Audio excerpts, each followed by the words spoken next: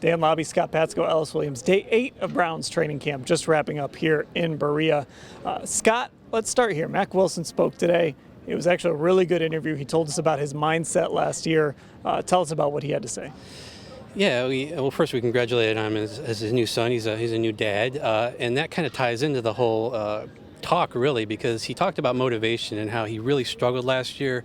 He had a rough year. He had the injury. He never felt like he was really where he should be, and he thought about quitting. You know, he said he was in a dark place, and he kind of got through that, talking to family and friends, and then right before the Chiefs game, found out he was going to be a dad. So that kind of carried him through this offseason, and it was just like it helped flip the switch, and it really got him motivated. He got in the gym, lost weight. He's more bendable, as Coach Tarver mentioned, and out here in practice, we've seen that in action. He had the nice pick the other day on Baker in the end zone, and just the fact that he's pretty much the first team linebacker out there for most of the reps is a good step forward for him. So he's in a good place, and we'll see if that carries over to the regular season. Yeah, Ellis, we've talked about opportunity and the fact that Jeremiah Owusu-Koramoah started off on the COVID list. Tony Fields is out. This is an opportunity for Mack Wilson. Yeah, football is so much about timing and, like you said, opportunity. And what a difference a year is going to make for Mack here, and really just a couple of months. I mean, you go from when they drafted those players to now having a son and getting important reps out here. He's got a chance to really prove a lot of people wrong early and become a reliable linebacker in this room, which is something we weren't saying just a few months ago.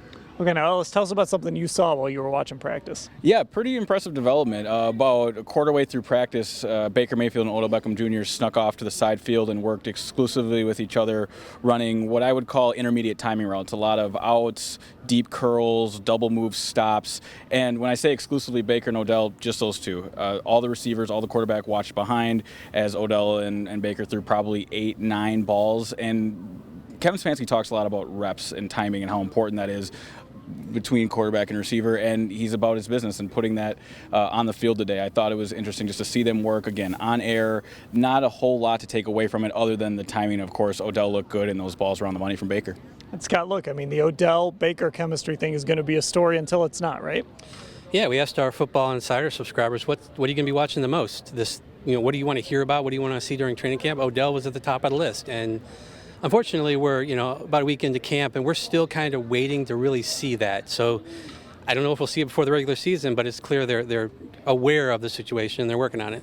Okay, Browns wrap it up here in Berea. We'll have full coverage of everything that happened here. Interviews, Kevin Stefanski, practice. It's all at cleveland.com/Browns.